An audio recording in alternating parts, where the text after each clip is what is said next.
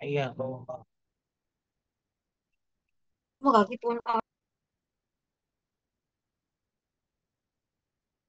سوف نبدأ الآن. كل واحد يضع الميكروفون على على الصامت.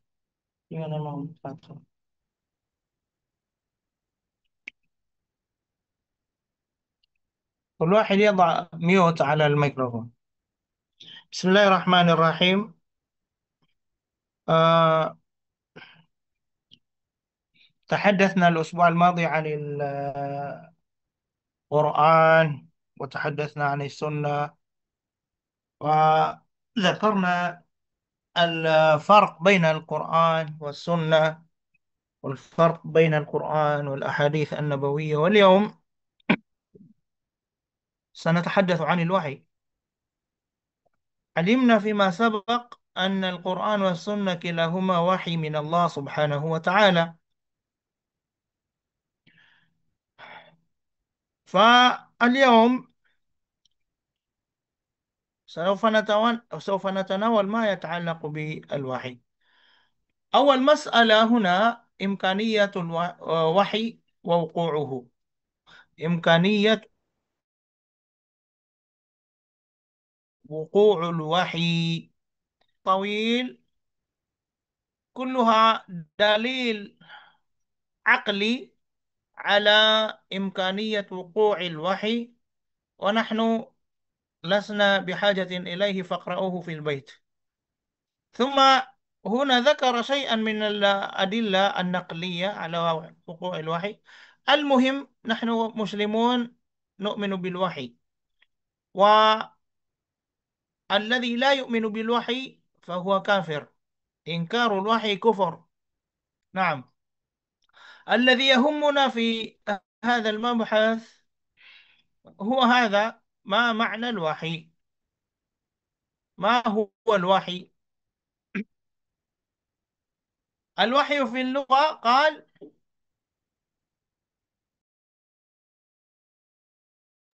وحيت إليه وأوحيت إذا كلمته بما تخفيه عن غيره. إذا كلمت أحدا عن طريق الخفاء فهذا وحي. قال: والوحي الإشارة السريعة، وذلك يكون بالكلام على سبيل الرمز والتعريض، وقد يكون بصوت مجرد، وبإشارة ببعض الجوارح. والوحي مصدر، ومادة الكلمة تدل على معنيين أصلين هما الخفاء والسرعة، ولذا قيل في معناه الإعلام الخفي السريع الخاص بمن يوجه إليه بحيث يخفى على غيره. وهذا معنى المصدر، ويطلق ويراد به الوحي أي بمعنى اسم المفعول، والوحي بمعناه اللغوي يتناول. ثم يذكر لنا معاني الوحي في اللغة العربية.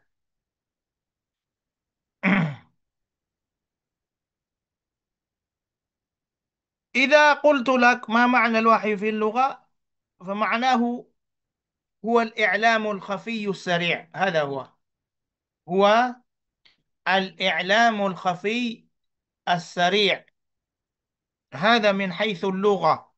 ثم الوحي في اللغة له إطلاقات كثيرة، له معان كثيرة ذكرت في القرآن الكريم. منها أولا الإلهام الفطري، كالوحي إلى أم موسى. قال تعالى: وأوحينا إلى أم موسى. هذا الوحي ليس كالوحي إلى الأنبياء، لأن أم موسى امرأة، وجميع الأنبياء ذكور، جميع الأنبياء رجال، وليس هناك نبي امرأة. فقوله تعالى: وأوحينا إلى أم موسى وحي، ليس كالوحي للأنبياء. فالمراد به هنا الإلهام، بمعنى أن الله تعالى ألهم موسى، ألهمه إلهاما. المعنى الثاني pangalawang kahulugan ng wahi na nabanggit sa Quran, al-ilhamul gharizi, para ito sa mga hayop. Yung al-ilham al-fitri, yung al-ilham al-fitri para sa tao. Pangalawa, al-ilham al-gharizi para sa mga hayop. Kalwahi ila nahl في قوله تعالى وأوحى ربك إلى النحل أن اتخذي من الجبال بيوتا. فالوحي هنا هو الإلهام، الإلهام الغريزي. المعنى الثالث هو الإشارة السريعة، كما ذكرنا قبل قليل من معاني الوحي في اللغة.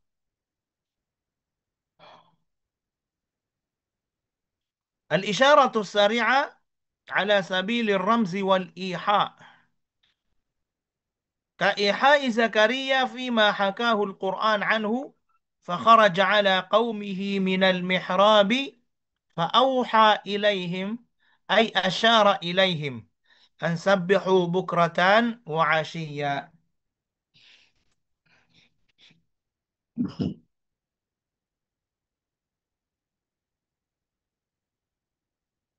الإشارة السريعة sinyalis tulad ng ginawa ni Zakaria noong alam niyo ang kwento ni Zakaria noong gagawaran siya ng Allah Subhanahu wa Ta'ala ng isang anak. Sabi niya, bigyan mo ako ng palatandaan. Sabi ng Allah Subhanahu wa Ta'ala, ang palatandaan mo ay hindi mo makakausap ang mga tao sa loob ng 3 araw. Hindi siya makakapagsalita. So, paano niya sila kinakausap? Sa pamamagitan lamang ng sinyalis. فخرج على قومه من المحراب فأوحى إليهم. Siya ay lumabas sa kanyang mamamayan, sa mga tao, galing sa kanyang mihrab.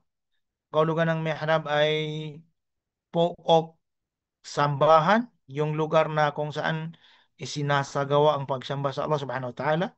Fa'auha ilayhim, ibig sabihin siya ay nagbigay sa kanila ng sinyales na nangangahulugan na sabihu bukrata wa ashiya, kanilang gunitain at dakilain ang Allah Subhanahu wa Ta'ala sa gabi at umaga.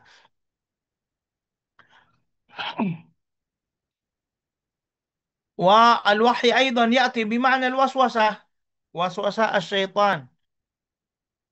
Minsan nangangahulugan din ng wahi ng waswasat syaitan. كما ذكر في قوله تعالى وإن الشياطين لا يوحون إلى أوليائهم، أي يوسوسون إلى أوليائهم ليجادلوكم. لذلك الجدال من أعمال الشياطين. انتبهوا، الجدال ليس من منهج السلف، بل الجدال من أعمال الشياطين التي يأمرون بها أولياءهم من الإنس. وقال تعالى وكذلك جعلنا لكل نبي عدوا شياطين الإنس والجن يوحي بعضهم إلى بعض، أي يوسوس بعضهم إلى بعض. المعنى الخامس، المعنى الخامس من معاني الوحي في اللغة الذي ذكر في القرآن هو ما يلقيه الله إلى ملائكته من أمر ليفعلوه. Yung anumang kautusan ng Allah sa kanyang mga anghel. Kama fi qawlihi, idh yuhi rabbuka ilal malaikah anni ma'akum fathabbitu alladhina amanu.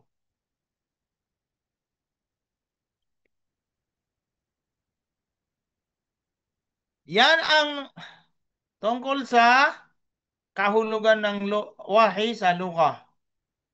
إذا سألتكم ما هي معاني الوحي المذكورة في القرآن. Itong nabanggit natin na lima. Itong lima na nabanggit. Yung pang-anim dito, nilagyan niya ng pang-anim. Wala naman ito, hindi ito kabilang. Hindi ito kabilang yung pang-anim. Yung lima lang. Actually, marami tayong marami ang kahulugan ng wahi sa Quran na nabanggit ng mga ulama, ngunit ito ang talagang يعني كلها ترجع إلى هذه المعاني الخمسة. إذن الوحي في اللغة هو الإعلام الخفي السريع. هو الإعلام الخفي السريع، ويأتي بهذه المعاني الخمسة في القرآن الكريم. أما في الاصطلاح، لو قلت ما معنى الوحي في الاصطلاح، فهذه هي معناه.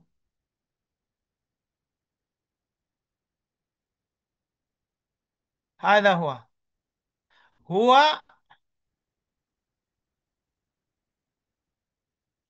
هو إعلام الله تعالى من يصطفيه من عباده ما أراد من هداية بطريقة خفية سريعة. Kahit saan dito sa dalawa, pwede. Kalamullah ta'ala al-munazzal ala nabiyyin min anbiya'ihi. Kalamullah ta'ala al-munazzal ala nabiyyin min anbiya'ihi. Ito ang wahi. Yung salita ng Allah na kanyang ipinahayag sa kanyang mga propeta. Yan ang wahi. Pwede ring sabihin na ang wahi ay هو إعلام الله تعالى من يصطفيه من عباده من أراد من هداية بطريقة خفية سريعة. هذا على معنى الوحي بالمصدر.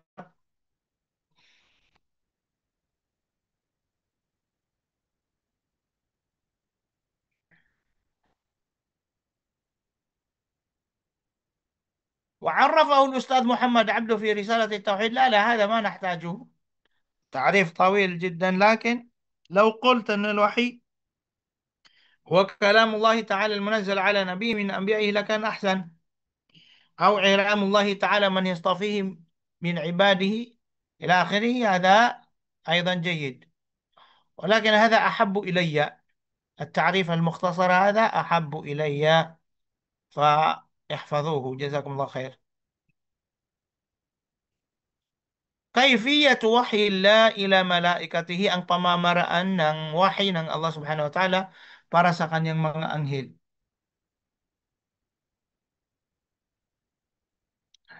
أولا، جاء في القرآن الكريم ما ينص على كلام الله لملائكته، كما قال تعالى: وإذ قال ربك للملائكة إني جاعل في الأرض خليفة قالوا أتجعل فيها من يفسد فيها. So, nangangahulugan ito na ang Allah subhanahu wa ta'ala ay kinakausap niya ang mga anghel ng diretsohan, walang ano, face to face. Kinakausap sila ng Allah ng face to face. Pangalawang uri ay sa pamamagitan ng wahy, pamamagitan ng pagpapahayag. إذ يوحي ربك إلى الملائكة أني معكم فثبتوا الذين آمنوا. Ito ay maihahalin tulad sa pagbibigay ng wahi ng Allah subhanahu wa ta'ala sa kanyang mga ibang nilalang. Pangatlo, وعلى قيامهم بتدبير شؤون الكون حسب أمره فالمقسمات أمرا فالمدبرات أمرا. Ibig sabihin yung Allah Ta'ala جعل من الملائكة من يقوم بتدبير شؤون الكون. Bawat pangkat ng mga anghel ay binigyan ng Allah Subhanahu wa Ta'ala ng paano ba sabihin? Ah, La hawla wa la quwwata illa billah. At tungkulan, Sheikh. Aywa, mga bawat pangkat sa mga malaikat ay binigyan ng Allah Subhanahu wa Ta'ala ng tungkulin. Jazakallahu khairan Sheikh Gabriel. Barakallahu fiik. Bawat pangkat sa mga malaikat ay binigyan ng Allah Subhanahu wa Ta'ala ng tungkulin.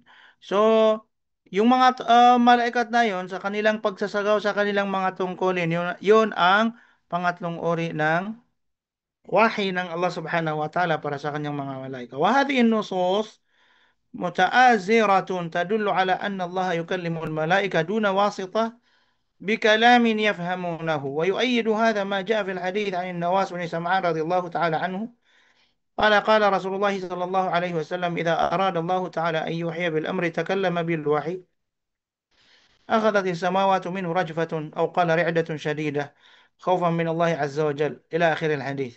Sabi niya itong mga nabanggit na mga ayat ay nangangahulugan na ang Allah Subhanahu wa Ta'ala ay kinakausap ng Allah Subhanahu wa Ta'ala ang kanyang mga anghel, duna kinakausap niya sila ng salitang nauunawaan nila. Bilawasita. Ano ba sa Tagalog ang bilawasita? Walang tagapamagitan. Ibig sabihin, so, face to face na pag-uusap. Walang tagapamagitan sa kanila. Hindi tulad ng mga propita, kinakausap sila ng Allah pero may pamagitan. May tagapamagitan. Yun ang Gabriel, Anghel Gabriel alayhi as-salatu wassalam. Ngunit ang mga anghel, talagang walang tagapamagitan sa pangungusap ng Allah Subhanahu wa Ta'ala sa kanila. ويؤيد هذا sabi niya يدل على هذا ما جاء في الحديث nabanggit sa hadith ni Nawas bin Sam'an radhiyallahu anhu na sinabi daw ng propeta sallallahu alaihi wasallam idza arada Allah ta'ala ay yuhya bil amr takallama bil wahy. Sabi niya kapag ang Allah subhanahu wa ta'ala ay may nais ipahayag na kautusan, ito ay kaniyang sinasabi. Kapag ang Allah Subhanahu wa Ta'ala ay nagsalita o di kaya ay sinabi niya ang wahi na nais niyang ipahayag. Ah, akhadat as-samawati minhu rajfa aw ra'datun shadida. Ang mga kalangitan ay ano ba 'yan? Sheikh Gabriel. Nakakalimutan ko yung mga ano. So pagkagranap badok na. Nanginginig. Nanginginig ba? Nanginginig? Ra'da. Rajfatun shadida. Sandali lang.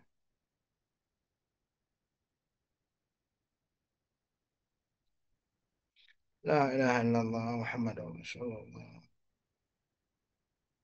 Nangi nanginginig. Yun na nga, nanginginig ang mga kalangitan dahil sa takot sa Allah Subhanahu wa Ta'ala.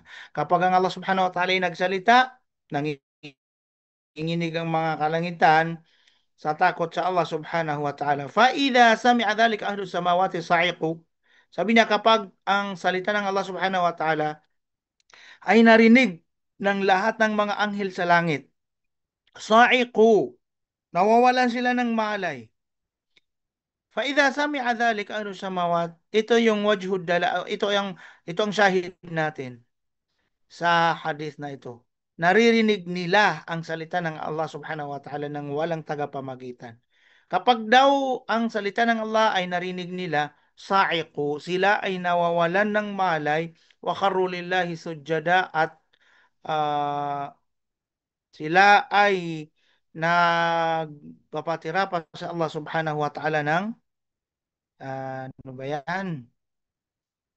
Kusa. Kusa silang nagpapatira pa sa Allah Subhanahu wa Ta'ala. Siguro pagkatapos nilang magkamalay. Kasi sinong makapagtira pa na walang malay.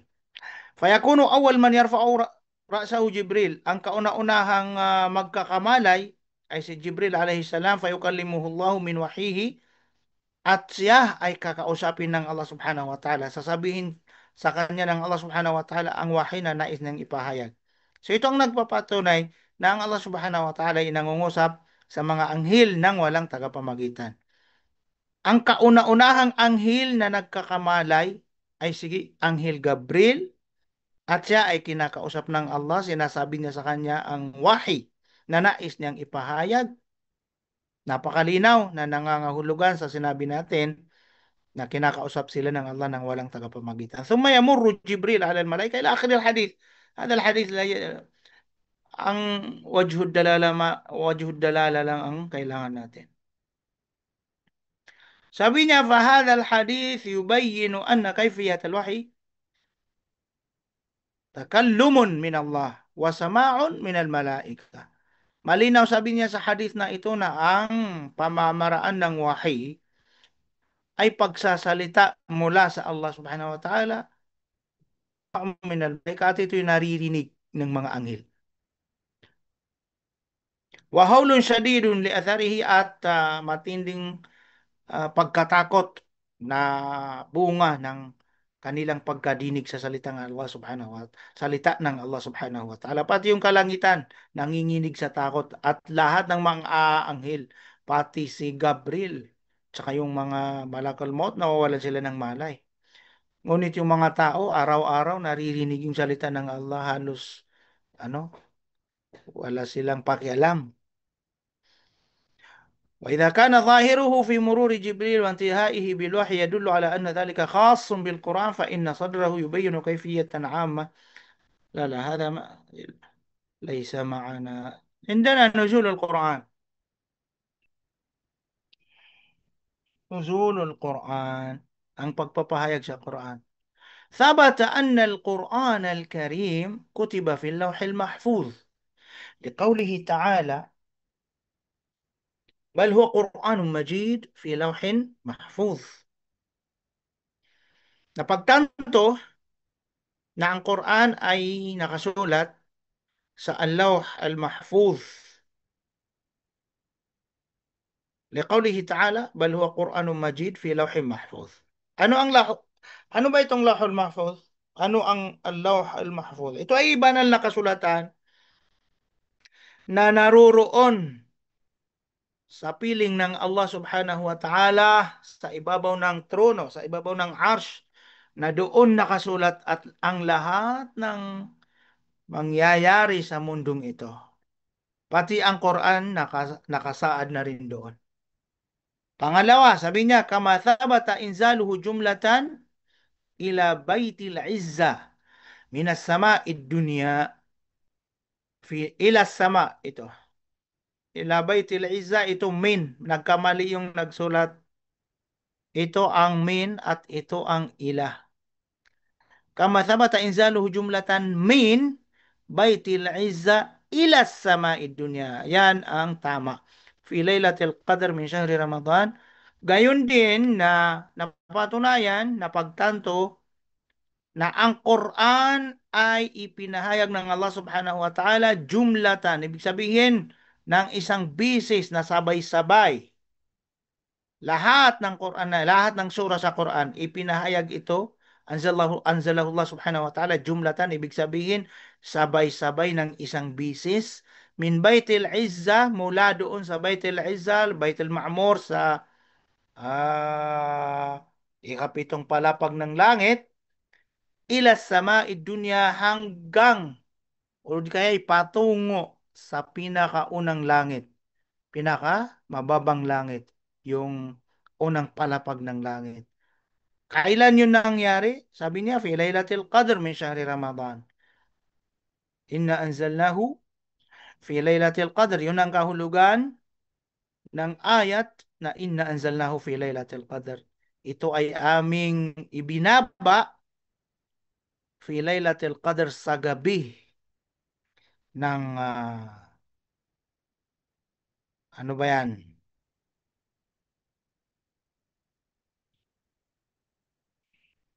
Laylatul Qadr, alam mo yun.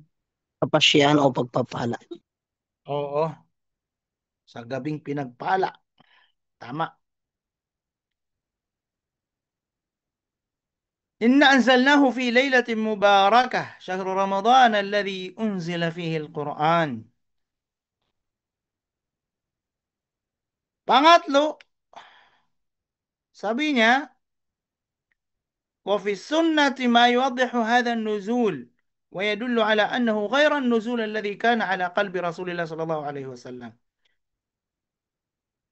Yan din ay pinapatunayan at nilinaw ng Sunnah an-Nabawiyah na ito ay naiiba sa pagbaba ng Quran, pagpapahayag sa Quran sa puso mismo ng propeta sallallahu alaihi wasallam. فعن ابن عباس موقوفا أنزل القرآن جملة واحدة إلى السماء الدنيا ليلة القدر.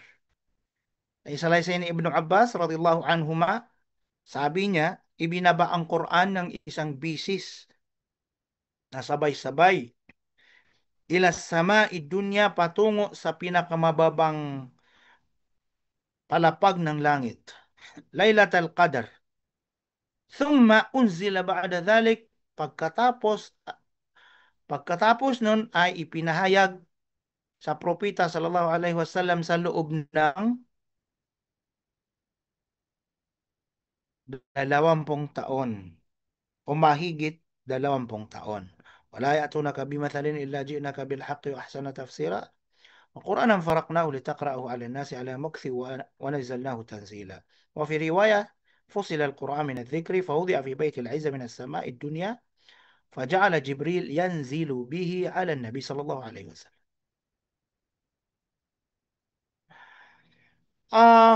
Mula sa Lawhul Mahfuz, dalawang bisis, kung ganun, dalawang bisis ibinaba ang Quran. Mula sa Lawhul Mahfuz hanggang sa Baitul Izzah. Tama pala itong sinabi niya dito. Hindi pala ito yung Baitul Ma'mur. Tama itong sinabi niya na ila Baitul Izzah minas sama'id dunya. Ang Baitul Izzah nariyan yan sa sama'id dunya. Iba pa yung Baitul Ma'mur doon sa pangpitong palapag ng langit. Ibinaba ng Allah subhanahu wa ta'ala ang Quran mula sa Lawhul Mahfuz hanggang sa Baitul Izzah sa unang palapag ng langit ng jumlatan wahida. Sabay-sabay ng isang bisis. Pagkatapos nun, ipinahayag mula doon ang Quran. Mula sa as-sama'id dunya, unang palapag ng langit, ibinaba ang Quran kay propeta, ipinahayag ng anghel kay propeta sallallahu alaihi wasallam ang Quran sa loob ng mahigit 20 taon. ولذلك ذهب العلماء في كيفية وحي الله إلى جبريل بالقرآن إلى المذاهب الآتية. Sabi niya, nagkaiba ang ulama, nagkaroon sila ng iba't ibang madhab sa pamamaraan ng wahi, pagbibigay ng Allah ng wahi sa Jibril. Una, anna Jibril talaqafahu sama'an min Allahi bilafzihi al-makhsus. Una, si Gabriel daw, si Jibril ay narinig niya ito mula sa Allah subhanahu wa ta'ala. Narinig niya mismo ang Quran mula sa Allah subhanahu wa ta'ala. Pangalawa, anna Jibril hafizahu min al-lawhil mahfuz. Pangalawa, si Anghel Jibril ay daw ay naisaulo niya ito, sinaulo niya ito, ang Quran, sa al-lawh al-mahfuz. Pagkatapos ay kanyang ipinahayag. Pangatlo, anna Jibril ulqiya ilayhi al-ma'na wal alfadhu li Jibril o li Muhammad. Sabi niya, pangatlo, si Jibril daw ay ang kahulugan lamang ng Quran ang ibinigay sa kanya. Tapos, yung alfadh, yung mga kalimat sa Quran ay siya ang nagsalita. Itong pangatlo na ito yung paninindigan ng mga Asy'ariyah. Ngunit ang tama na paninindigan ay ang una, yan ang paninindigan ng Ahlus Sunnah wal Jamaah.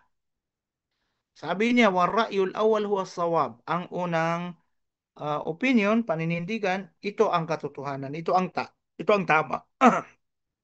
Ito ang tama dahil ito ang paninindigan ng Ahlus Sunnah wal Jamaah. وهو ما عليه أهل السنة والجماعة ويؤيده حديث النواس السابق. At ang dalil na si Jibril ay narinig niya ang Quran mula sa Allah Subhanahu wa Ta'ala ay ang binasa nating hadith kanina na kinakausap ng Allah Subhanahu wa Ta'ala ang anghel si Jibril at sinasabi niya sa kanya ang wahy na nais niyang ipahayag sa lupa. So yung dalawang paninindigan dyan, yung pangalawa at saka pangatlo ay mali. Lalo na yung pangatlo, ito ang paninindigan ng mga Asy'ariyah na nangangahulugan na nilikha daw ng Allah Subhanahu wa Ta'ala ang kahulugan ng mana. So para na rin nilang sinabi na ang Quran ay makhluk at hindi salita ng Allah Subhanahu wa Ta'ala katulad ng mga Mu'tazila. At hanggang dito na lamang. Inshallah Subhanahu wa Ta'ala ay ipagpatuloy natin next week. Jazakumullahu khairan.